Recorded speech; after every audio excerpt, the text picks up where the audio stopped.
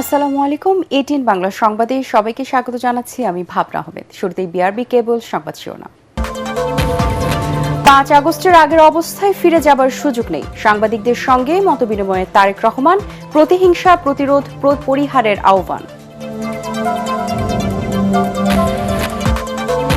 আপিলে প্রার্থিতা ফিরে পেলেন জামায়াতের আজাদ এবং স্বতন্ত্র প্রার্থী তাসনিম জারা সহ 26 জন। নির্বাচন সুষ্ঠু করতে মব সন্ত্রাস বন্ধের পরামর্শ।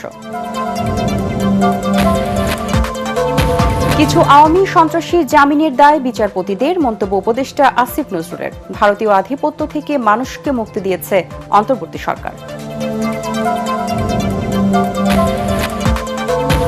স্বেচ্ছাসেবক দলের নেতা মোসাব্বির হত্যার ঘটনায় প্রধান শুটার সহ 3 জন গ্রেপ্তার, বাকিদের ধরতে চলছে পুলিশের অভিযান।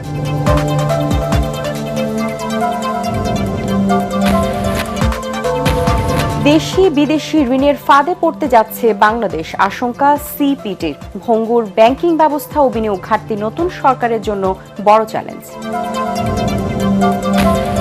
শুনছিলেন বিআরবি কেবল সংবাদ শিরোনাম, এবারে বিস্তারিত। প্রতিহিংসা প্রতিরোধের রাজনীতি একটি দল ও ব্যক্তির জন্য কি পরিণতি বয়ে আনতে পারে 5 আগস্টের গণ অভ্যুত্থান তার প্রমাণ বলে সতর্ক করেছেন বিএনপি চেয়ারম্যান তারেক রহমান। রাজধানী একটি হোটেলে পত্রিকার সম্পাদক মালিক সিনিয়র সাংবাদিক ও রিপোর্টারদের সঙ্গে মতবিনিময় অনুষ্ঠানে তিনি আরো বলেন, 5 আগস্টের আগের সময় অর্থাৎ পতিত স্বৈরাচারের আমলের অবস্থায় আর ফিরে যাওয়ার সুযোগ নেই। তিনি বলেন, মতের পার্থক্য, মত ভিন্নতা থাকবেই, তবে তা আলোচনার মাধ্যমে সমাধান করতে হবে। প্রকৃতি পরিবেশ রক্ষায় তার দলের পরিকল্পনার কথাও তুলে ধরেন বিএনপি চেয়ারম্যান। সিনিয়র সাংবাদিকরা ফ্যাসিবাদের সময় গণমাধ্যমের উপর সরকারি হস্তক্ষেপ, নিয়ন্ত্রণ, নানা নির্যাতনের কথা উল্লেখ করেন। বিএনপি রাষ্ট্র পরিচালনার দায়িত্ব পেলে ভবিষ্যতে মুক্ত সাংবাদিকতা, স্বাধীন গণমাধ্যম প্রতিষ্ঠায় পরিবেশ নিশ্চিত করা হবে বলে আশা প্রকাশ করেন তারেক রহমান। 5ই আগস্টে ফিরে যাওয়ার কোনোই কারণ নেই আমাদের। হিংসা, প্রতিশোধ, প্রতিহিংসা একটি মানুষ, একটি দল বা যেভাবে আমরা বিবেচনা করি তার পরিণতি কি হতে পারে আমরা দেখেছি 5ই আগস্ট। এবং আমি সেজন্যই সকলকে অনুরোধ করব, দলমত নির্বিশেষে আমাদের মধ্যে মত পার্থক্য থাকবে, কিন্তু আমরা যদি চেষ্টা করি তাহলে সেই মত পার্থক্যের মধ্যে রেখে আলোচনার মাধ্যমে সেটি অনেক সমস্যার সমাধান হয়তো আমরা বের করে আনতে সক্ষম হব। কিন্তু কোনোভাবেই সেটি যাতে মতভেদের পর্যায়ে চলে না যায়। বিভেদ হলে জাতিকে বিভক্ত করে ফেললে কি হতে পারে আমরা দেখেছি। আজকে সেই জন্য অনেকের মুখে অনেক হতাশার কথা আমরা শুনি, কিন্তু তারপরেও আশার কথা হচ্ছে যে তাদের কাছে ভবিষ্যতের চিন্তাও আছে, ভবিষ্যতের পরিকল্পনা আছে। আপিলে প্রার্থিতা ফিরে পেলেন কক্সবাজার 2 আসনে জামায়াতে ইসলামীর হামিদুর রহমান আজাদ। ঢাকা 9 আসনে স্বতন্ত্র প্রার্থী ডক্টর তাসনিম জারা সহ 26 জন। প্রথম দিন এ পর্যন্ত 36টি আপিলের শুনানি শেষে 26টি মনোনয়ন বৈধ ঘোষণা করেছে নির্বাচন কমিশন। আগারগাঁয়ে নির্বাচন কমিশন ভবনের অডিটোরিয়ামে প্রধান নির্বাচন কমিশনার এএমএম নাসির উদ্দিনের সভাপতিত্বে 5 সদস্যের পূর্ণাঙ্গ কমিশন এই শুনানি পরিচালনা করছেন।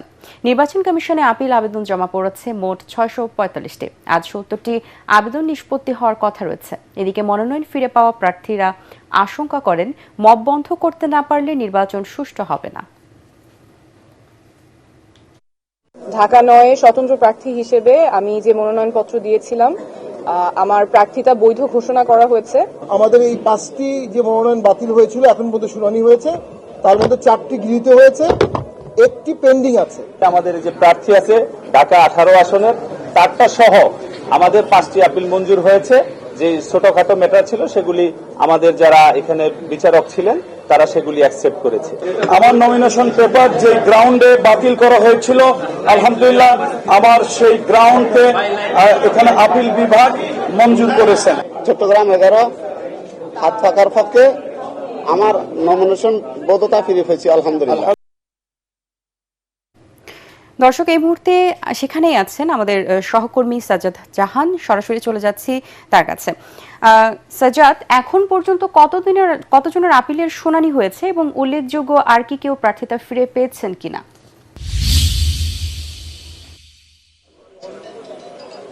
জি ভাবনা, আপনি যেমনটি বলছিলেন যে আজ সকাল থেকেই এই প্রার্থিতা বাতিল যেসব প্রার্থীরা আবেদন করেছেন সেই আবেদনের প্রেক্ষিতে তাদের আবেদন শুনানি চলছে।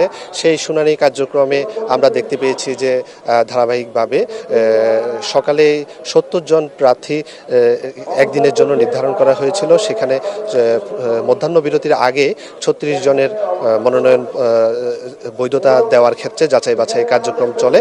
সেখানে আমরা দেখতে পেয়েছি হেভিওয়েটেড প্রার্থী সহ বিভিন্ন প্রার্থীরা প্রায় 26 জন মনোনয়ন বৈধতা ফিরে পেয়েছেন এবং কি বাকি 4 জনের প্রার্থিতা স্থগিত রাখা হয়েছে আর 6 জনকে নির্বাচন কমিশন আপাতত অবৈধ প্রার্থী হিসেবে গণ্য করেছেন। তো এই কার্যক্রম আবার দেখা যাচ্ছে যে মধ্যাহ্ন বিরতির পরে ধারাবাহিকভাবে শুরু হবে। তো এর আগে বিগত 5 দিনে এখানে প্রায় 10টি বুথের মাধ্যমে আবেদনপত্র গ্রহণ করা হয়েছিল। সেই সকল আবেদনপত্রের প্রেক্ষিতে ধারাবাহিকভাবে এই আবেদন শুনানির কার্যক্রম চলবে 18 তারিখ পর্যন্ত। সেই 18 তারিখ পর্যন্ত প্রতিদিন 70 জন করে প্রার্থীর এখানে অংশ নেবেন। সেই অংশ থেকে তারা যাচাই বাছাই করে আবেদন যাদের ছোটোখাটো ভুলভ্রান্তি রয়েছে সেগুলো সংশোধনের সুযোগ দিয়ে তাদের বৈধতা দেওয়ার ক্ষেত্রে কার্যক্রম চালিয়ে যাবেন। তো আমরা যেটি আপনাকে যদি বলে রাখি আর একটু, প্রধান নির্বাচন কমিশনার সহ বাকি কমিশনারদের অংশগ্রহণে কিন্তু এই কার্যক্রম চলছে। তো এখন আমরা যেটুকু জানতে পেরেছি যে মধ্যাহ্ন বিরতির পর আবার ধারাবাহিকভাবে এই কার্যক্রম শুরু হবে। সেখানে হয়তো অধিকাংশ প্রার্থীরা তাদের আবেদন মনোনয়ন বৈধতা ফিরে পাবেন। তো আমাদের সাথে আমরা যেসব প্রার্থীদের সাথে কথা বলেছি তারা যে একটি অভিযোগ করছেন যে নির্বাচন সুষ্ঠু করার জন্য মব ভায়োলেন্স বা মব কার্যক্রমকে যদি নিয়ন্ত্রণ করতে না পারে প্রশাসন, সেক্ষেত্রে সুষ্ঠু অবাধ গ্রহণযোগ্য নির্বাচন প্রত্যাশা করাটা একটি চ্যালেঞ্জ হয়ে দাঁড়াবে। তো এক্ষেত্রে প্রশাসনের কাছ থেকে তারা এই দাবিটি করেছেন যে নির্বাচনের সুষ্ঠু পরিবেশ যেন নিশ্চিত করা যায়। তো এই ছিল আগারগাঁও নির্বাচন কমিশন কার্যালয় থেকে সর্বশেষ। সাজ্জাদ, আপনাকে ধন্যবাদ।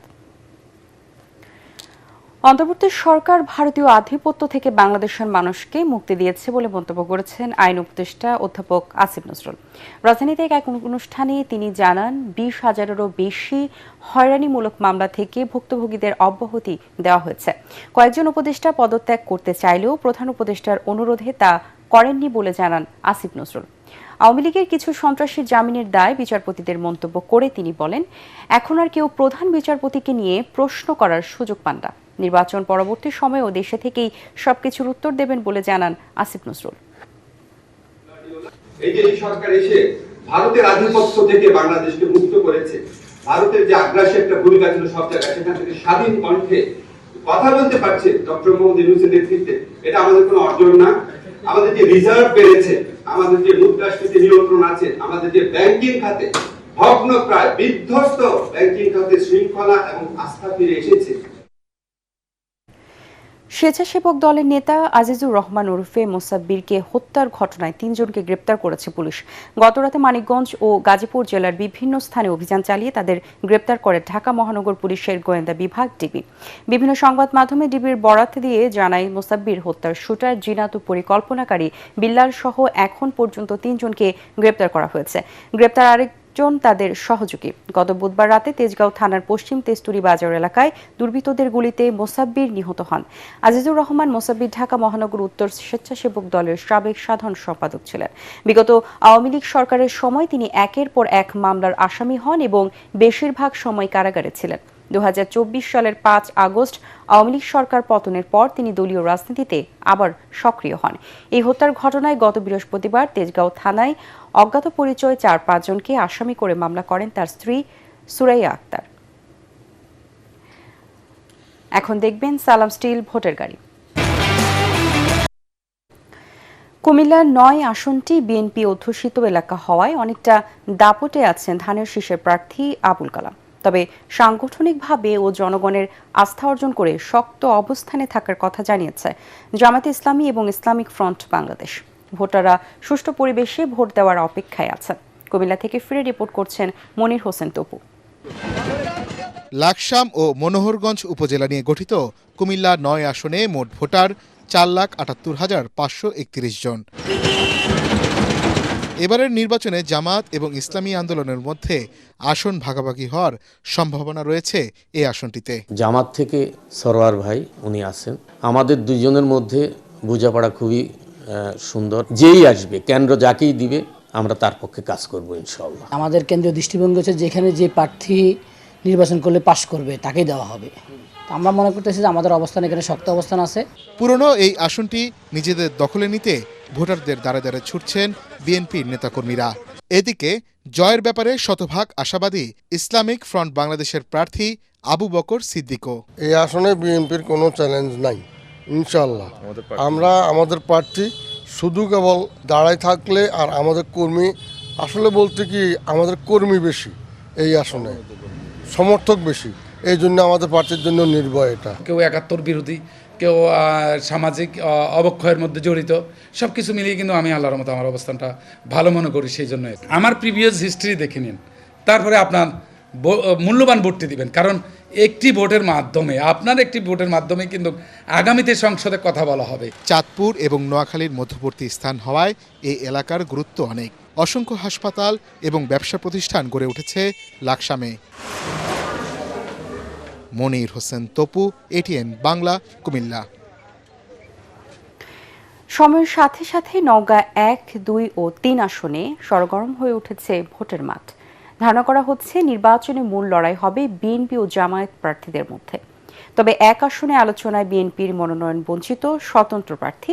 এই ৩ আসনে মনোনয়ন যাচাই বাছাইয়ে টিকেছেন ১৭ জন। ভোটাররাও কষছেন নানা হিসাব নিকাশ। নওগাঁ প্রতিনিধি রায়হান আলমের রিপোর্ট, জানাচ্ছেন মুশফিকুর রহমান। দলীয় মনোনয়ন না পেয়ে নওগাঁ ১ আসন থেকে স্বতন্ত্র প্রার্থী হয়েছেন সাবেক সংসদ সদস্য ডাক্তার সালেক চৌধুরী।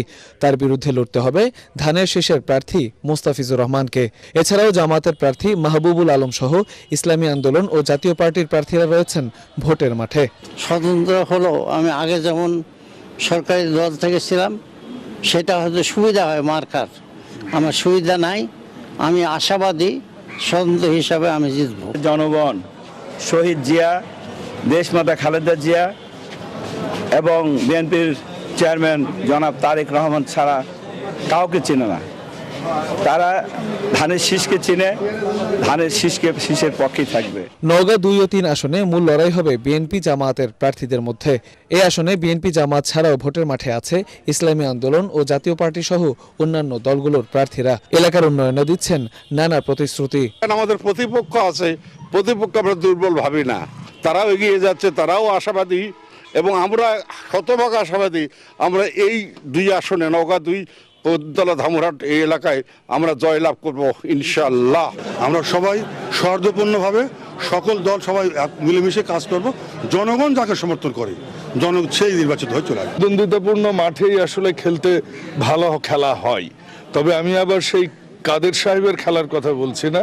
আমরা সুস্থ নির্বাচন করতে চাই, প্রতিযোগিতা হবে, প্রতিদ্বন্দ্বিতা হবে, কিন্তু আমাদের মধ্যে শত্রুতা হবে না। ব্যালেন্সটা সবার জন্য সমান হবে। আমাদের পক্ষে পজিটিভ দিক হচ্ছে সারা দেশে দাঁড়িপাল্লার একটা জোয়ার দেখা যাচ্ছে। এদেশে জনগণের যে অকুণ্ঠ সমর্থন, এই সমর্থনটা আমাদের সাথে রয়েছে। এই ৩ আসনে মোট ভোটার ১২,৪০,৩৯৮ জন। মুশফিকুর রহমান, এটিএন বাংলা। বর্তমান অর্থনৈতিক বাস্তবতায় বাংলাদেশ দেশি বিদেশি ঋণের ফাঁদে পড়তে যাচ্ছে বলে আশঙ্কা করছে সিপিডি। প্রতিষ্ঠানটির সম্মানিত ফেলো অর্থনীতিবিদ ডক্টর মোস্তাফিজুর রহমান বলেন, এমন পরিস্থিতি এড়াতে রাজস্ব আয় বাড়ানোর কোনো বিকল্প নেই। এ সময় সিপিডি নির্বাহী পরিচালক ডক্টর ফাহমিদা খাতুন বলেন, ভঙ্গুর ব্যাংকিং ব্যবস্থা, উচ্চ মূল্যস্ফীতি ও বিনিয়োগ ঘাটতি নতুন সরকারের জন্য বড় চ্যালেঞ্জ হতে পারে। ইমদাদুল্লাহ বাবুর রিপোর্ট। গুরুত্বপূর্ণ বাংলাদেশের অর্থনীতি ২০২৫-২৬ নির্বাচনী বাঁকে বহুমাত্রিক ঝুঁকি বিষয়ে এই পর্যালোচনা সভার আয়োজন করে বেসরকারি গবেষণা প্রতিষ্ঠান centre for policy dialogue CPD. এতে মূল প্রবন্ধ উপস্থাপন করেন প্রতিষ্ঠানের নির্বাহী পরিচালক অর্থনীতিবিদ ডক্টর ফাহমিদা খাতুন। তিনি বলেন, ছাত্র জনতার অভ্যুত্থানের পর অর্থনীতি ও ব্যবসা বাণিজ্যে স্থবিরতা কাটবে আশা করা হলেও পরিস্থিতির কাঙ্ক্ষিত উন্নতি হয়নি। তবে সূচক এবং তথ্যপাত্য বিশ্লেষণে এই সরকারের সময় অর্থনীতি স্থিতিশীল রয়েছে বলেও যোগ করেন তিনি। এত বড় বড় ডিসিশন এবং অর্থনীতির একটা খারাপ অবস্থা থেকে পুরোপুরি টার্ন অ্যারাউন্ড করা খুব সম্ভব না। তারপরেও আরও হয়তো সুযোগ ছিল, সেখানে নীতিগত সিদ্ধান্ত নেওয়া হয়েছে, সংস্কার কর্মসূচি হাতে নেওয়া হয়েছে, কিন্তু আবার কোনো কোনো ক্ষেত্রে সংস্কার প্রস্তাবনা আছে, সংস্কারগুলো অনুমোদনও হয় নাই। সামগ্রিকভাবে এখানে আপনি একদম খুব ভালো আবার খুব খারাপ এটা বলা যাবে না। আমরা ওই অ্যাভারেজের মতোই, যে দুই দিকের একটা মিশ্র অবস্থায় আমরা রয়েছি। এ সময় সিপিডির সম্মানিত ফেলো ডক্টর মুস্তাফিজুর রহমান বলেন, দেশের অর্থনীতি 1980 সালের পর নেতিবাচক ধারায় ফিরেছে। ঋণ ফাঁদের দিকে আমরা পড়ে যেতে পারি। অনেক সময় আমাদের মতো দেশ যেগুলো নাকি লো ইনকাম কান্ট্রি থেকে লোয়ার মিডল ইনকাম কান্ট্রি হয়েছে, তারা লোয়ার মিডল ইনকাম ট্র্যাপে পড়ে যায়। অনেক দেশ লোয়ার মিডল ইনকাম থেকে আপার মিডল ইনকাম হয়, তখন আপার মিডল ইনকাম ট্র্যাপে পড়ে যায়, যেটা ল্যাটিন আমেরিকা হয়েছে। আমাদের এই অঞ্চলে কিন্তু বেশ কিছু দেশ লোয়ার মিডল ইনকাম ট্র্যাপে পড়েছে, যেটা সমার্থক হলো ঋণ ফাঁদের সাথে। এর রেশ আগামী সরকারের জন্য চ্যালেঞ্জ তৈরি করবে জানিয়ে পরিস্থিতি সামাল দিতে অভ্যন্তরীণ আয় বাড়ানো, রপ্তানি বৃদ্ধি, প্রবাসী আয়ের ইতিবাচক ধারা ধরে রাখা এবং বিদেশি বিনিয়োগ বাড়াতে জোরালোভাবে কাজ করার তাগিদ দেন বক্তারা। বাজেটে একটা স্পষ্টতা আনা দরকার বলে আমার মনে হয়। অন্তত পক্ষে 2026-27 বাজেটে আমরা এটা অবশ্যই এক্সপেক্ট করব যে আমাদের রাজস্ব ব্যয় কেবলমাত্র দেশি এবং বিদেশি ঋণের সুদের ব্যয় না, সুদ এবং আসল দুটোরই ব্যয় দেখানো দরকার, যাতে করে আমরা প্রকৃত পরিস্থিতিটা জানতে পারি। সরকারি অর্থ ব্যবস্থায় শৃঙ্খলা ফেরানো এখন সবচেয়ে বড় অগ্রাধিকার। রাজস্ব আদায় বাড়ানো, উন্নয়ন ব্যয়ের বাস্তবায়ন জোরদার করা এবং ঘাটতি অর্থায়নের সংযত নীতি অনুসরণ করাটা হবে সামষ্টিক অর্থনৈতিক স্থিতিশীলতার একটা ভিত্তি। অনুষ্ঠানে অংশগ্রহণমূলক, সহিংসতা ও কালো টাকার প্রভাবমুক্ত নির্বাচনের মাধ্যমে গণতান্ত্রিক উত্তরণে জোর দেন আলোচকরা। ইমদাদুল্লাহ বাবু, ATN বাংলা, ঢাকা। দু একদিনের মধ্যে জামায়াতের সাথে আসন সমঝোতা নিয়ে চূড়ান্ত ঘোষণা আসবে বলে জানিয়েছেন এনসিপির আহ্বায়ক নাহিদ ইসলাম।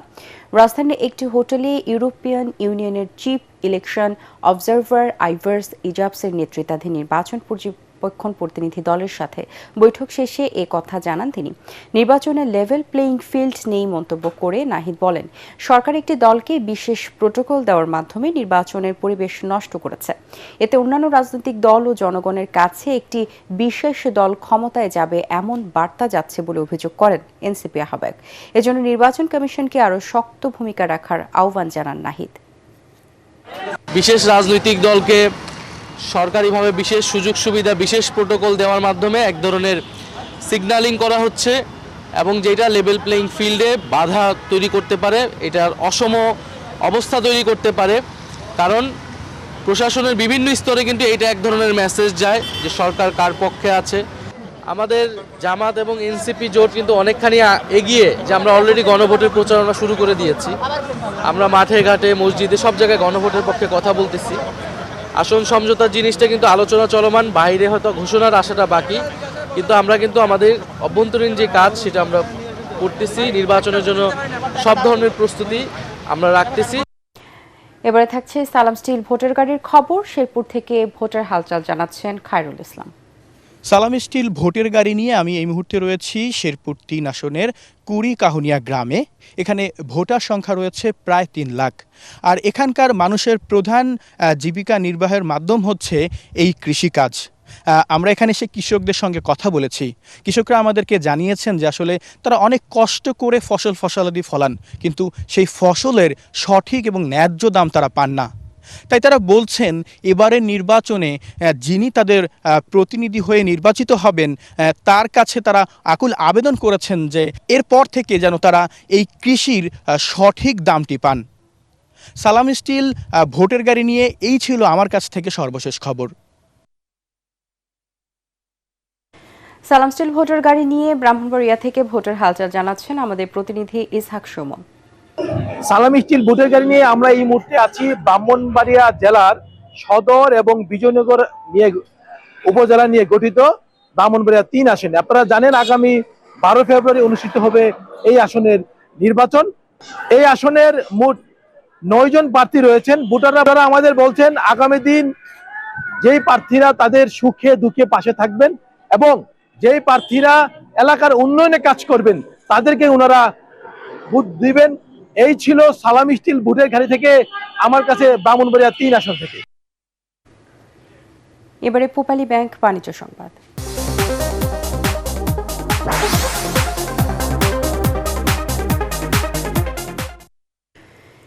দেশে এলপিজির অভাবে পরিবহন খাত সংকটের মুখে পড়বে বলে জানিয়েছেন Bangladesh LPG auto gas station and conversion workshop owners অ্যাসোসিয়েশনের সভাপতি ইঞ্জিনিয়ার মোহাম্মদ সিরাজুল মাওলা। ঢাকা রিপোর্টার্স ইউনিটিতে সংবাদ সম্মেলনে তিনি বলেন, এলপিজির তীব্র সংকটে দেশের বেশিরভাগ অটো গ্যাস স্টেশন কার্যত বন্ধ রয়েছে। এতে মালিকদের পাশাপাশি ভোগান্তিতে পড়েছেন গ্রাহকরা। এই সংকট কাটাতে সরকারের সহযোগিতা চান সংগঠনের সভাপতি। সরকারের নীতিমালা সহযোগিতা এবং উৎসাহের কারণে সারা বাংলাদেশে প্রায় 1064 জেলায় এলপিজি অটো গ্যাস স্টেশন আছে, প্রায় 1000 এলপিজি অটো গ্যাস স্টেশন স্থাপিত হয়েছে এবং এলপিজির এই সহজলভ্যতা এবং সুবিধার কারণে প্রায় 1.5 লক্ষ গাড়ি এলপিজিতে কনভার্ট হয়েছে এবং এই 1.5 লক্ষ গাড়িতে কোটি কোটি যাত্রী প্রত্যেক দিন যাতায়াত করে তাদের জীবিকা নির্বাহ এবং তাদের কার্যাদি সম্পন্ন করতেছে। এবারে অর্থ সংবাদ।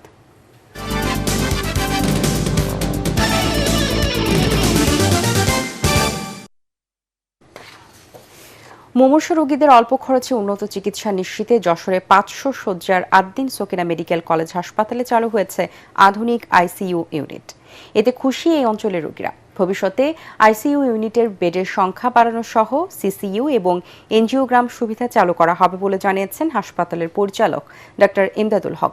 যশোর প্রতিনিধি তামান্না ফারজানার পাঠানো তথ্য ও ছবি নিয়ে আরও জানাচ্ছেন মাসুদ রানা। উদ্বোধনের পর থেকে আধুনিক চিকিৎসা ব্যবস্থায় অনন্য অবদান রেখে চলেছে যশোরের পুলেহাট 500 শয্যা বিশিষ্ট আদ্দিন সকিনা মেডিকেল কলেজ হাসপাতাল। এখানে মেডিসিন, চক্ষু, নাক কান বিভাগ সহ আছে মুমূর্ষু শিশুদের জন্য এনআইসিইউ সুবিধা, যেখানে প্রতিনিয়ত চিকিৎসা সেবা দিচ্ছেন অভিজ্ঞ ডাক্তাররা। তবে এবার স্বল্প খরচে উন্নত চিকিৎসা সেবা দেওয়ার জন্য উদ্বোধন করা হলো আইসিইউ। এখানে স্বল্প খরচে অত্যাধুনিক সুবিধা, প্রশিক্ষিত ডাক্তার ও নার্স দ্বারা সেবা পাবে রোগীরা। ফলে এই অঞ্চলের দরিদ্র ও মধ্যবিত্তদের চিকিৎসা ক্ষেত্রে নতুন অধ্যায়ের সূচনা হলো। আমার বাবা হঠাৎ করে ডায়ালিসিস করা অবস্থায় অসুস্থ হয়ে পড়ে, খুব দ্রুত আইসিইউ এর ব্যবস্থা প্রয়োজন পড়ে। তখন যশোর সকিনা আদ্দিন হসপিটালে আইসিইউতে তাকে অ্যাডমিট করা হয়। নতুন আইসিইউ ইউনিট চালু হয়েছে জেনে এখানে ভর্তি করছে। উদ্বোধনী অনুষ্ঠানে প্রধান অতিথি হিসেবে উপস্থিত ছিলেন আদ্দিন সকিনা মেডিকেল কলেজ হাসপাতালের উপপরিচালক ও গাইনি সার্জন ডাক্তার শিলা পোদ্দার। তিনি বলেন, এই হাসপাতালে সকল রকমের সুবিধা থাকলেও মুমূর্ষু রোগীদের আইসিইউ সাপোর্টের জন্য খুলনা বা ঢাকায় নেওয়া হতো। এখন থেকে এখানে তারা আইসিইউ সেবা পাবেন। আন্তরিকতার সাথেই চেতাম যে আমার এখানে একটা আইসিইউ চালু হোক। আদ্দিন সকিনা মেডিকেল কলেজ হাসপাতালে 5 বেডের আইসিইউ চালু হয়েছে। মেডিকেলের পরিচালক ডাক্তার ইমদাদুল হক বলেন, ভবিষ্যতে আইসিইউ শয্যা বাড়ানোর পাশাপাশি আরও 6 মাসের মধ্যে এখানে সিসিইউ, এনজিওগ্রাম এই কার্যক্রমগুলো চালু করা হবে। আমরা এখন 5টা আইসিইউ বেড চালু করেছি, আমরা টোটাল 11টা বেড চালু করব। এখানে সব ধরনের জটিল রোগীদের সেবা দেওয়ার মতো সামর্থ্য রয়েছে বলে জানান আইসিইউ কনসালটেন্ট ডাক্তার সালাউদ্দিন। আইসিইউতে আমরা সব ধরনের ক্রিটিক্যাল পেশেন্ট কে সাপোর্ট দেওয়ার মতন আমাদের ক্যাপাবিলিটি আছে। কম খরচে উন্নত সেবা পাওয়ায় শুধু যশোর নয়, এর আশপাশে বিভিন্ন জেলা থেকেও রোগীরা এখানে ভর্তি হচ্ছেন। Bureau report, ATN Bangla. এবারে সন্ধানী লাইফ ইন্স্যুরেন্স আন্তর্জাতিক সংবাদ।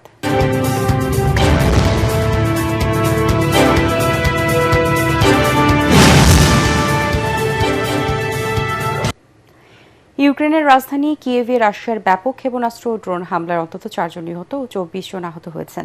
এতে শহরটির প্রায় অর্ধেক এলাকায় বিদ্যুৎ সরবরাহ বন্ধ হয়ে গেছে। দেশটির তাপমাত্রা -8 ডিগ্রি সেলসিয়াসে নেমে যেতে পারে আশঙ্কা করা হচ্ছে। কিয়েভের মেয়র ভিটালি ক্লিচকো বাসিন্দাদের সাময়িকভাবে শহর ছাড়ার আহ্বান জানিয়েছেন। তিনি বলেন, শত্রুপক্ষের ব্যাপক হামলায় রাজধানী গুরুত্বপূর্ণ অবকাঠামো ক্ষতিগ্রস্ত হয়।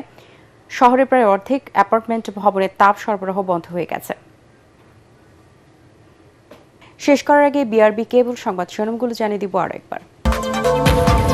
5 আগস্টের আগের অবস্থায় ফিরে যাবার সুযোগ নেই, সাংবাদিকদের সঙ্গে মতবিনিময়ে তারেক রহমান। প্রতিহিংসা প্রতিশোধ পরিহারের আহ্বান।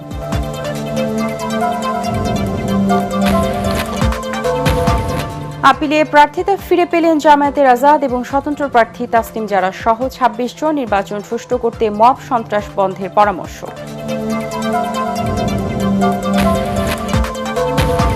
কিছু আওয়ামী সন্ত্রাসী জামিনের দায় বিচারপতিদের। মন্তব্য উপদেষ্টা আসিফ নজরুলের। ভারতীয় আধিপত্য থেকে মানুষকে মুক্তি দিয়েছে অন্তর্বর্তী সরকার।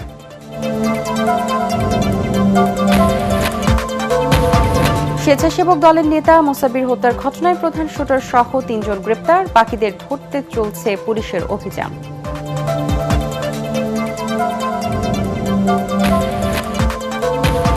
দেশি বিদেশি ঋণের ফাঁদে পড়তে যাচ্ছে বাংলাদেশ, আশঙ্কা সিপিডির। ভঙ্গুর ব্যাংকিং ব্যবস্থা ও বিনিয়োগ ঘাটতি নতুন সরকারের জন্য বড় চ্যালেঞ্জ।